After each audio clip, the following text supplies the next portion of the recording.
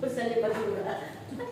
Ano ba yung sabihin ng libadura? Parang ano siya baking powder. Pampaalsa sa mga tinapay, no? Na kung ang ibig sabihin nito ay yung kasalanan, no? Yung kasalanan na kung saan ito nga yung pagiging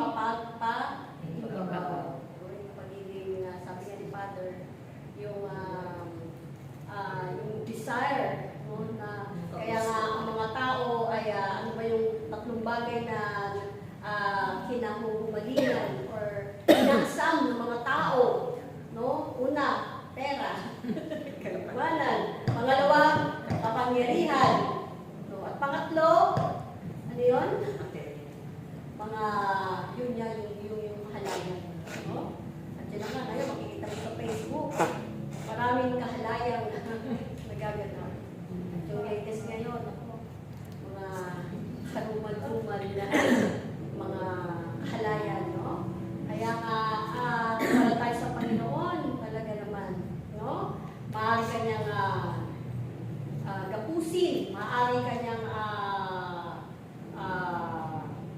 alipinin, no? Pero sabi nga, tayo ay nasa bagong buhay na. Amen ba?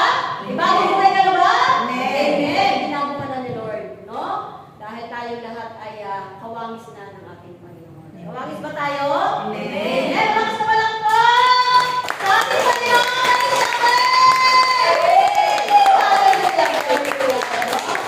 Okay, so dadako na po tayo ngayon sa mga kapahayagan.